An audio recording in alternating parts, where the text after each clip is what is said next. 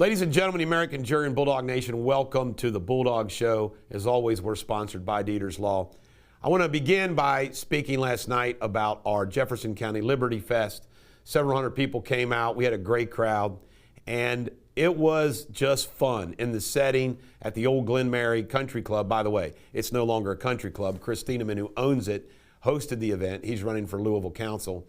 And Lucretia Hughes did a great job speaking, as always. Came all the way up from Georgia. I spoke.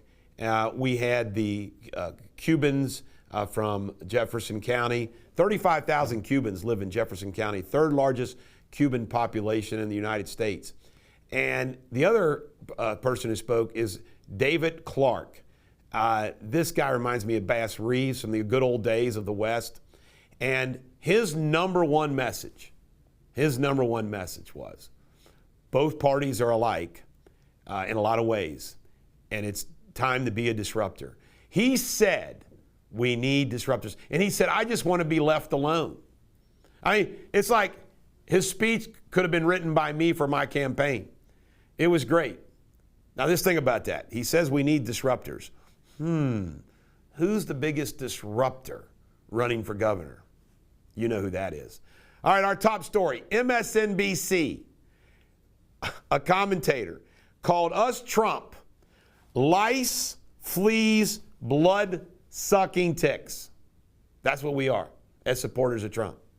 Just think about that. Lice, fleas, blood-sucking ticks. Biden the curse.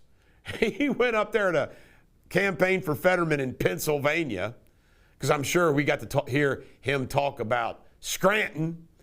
But you know what's funny? Is that nobody wants Joe Biden to go campaign for him. And when he was confronted with it, he stumbled all around. He started saying numbers, 15, 20, totally crazy. CDC is evil. They are now making a recommendation that all children get a COVID vaccination along with all the measles, the mumps, and everything else. Those long-proven vax. Now just think about that.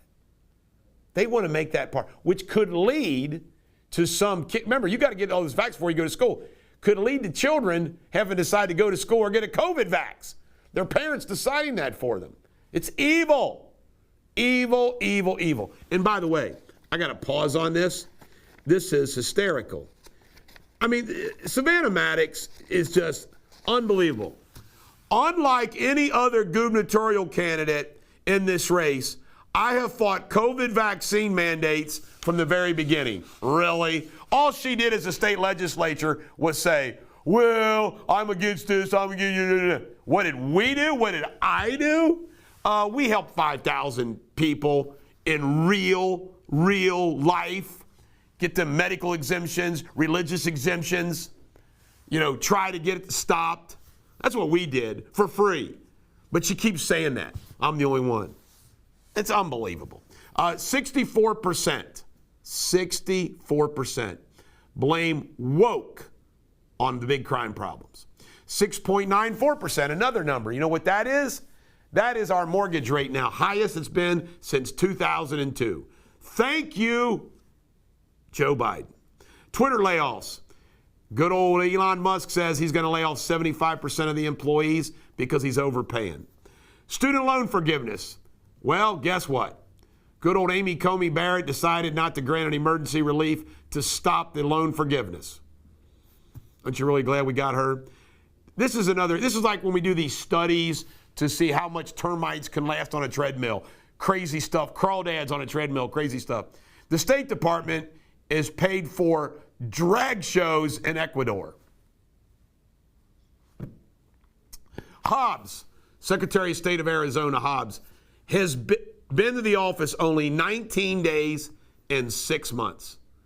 I'd like to know how many days Daniel Cameron's been in his office, Ryan Qualls has been in his office, Mike Harmon's been in his office. These guys are campaigning full-time as elected officials. Full-time. Liz Truss, the prime minister from England, the shortest prime minister of all time, followed the longest prime minister and the longest queen of all time. And we'll see what happens. They're going to replace her. This is the Bulldog. Every dog has their day. Hope you have a great day.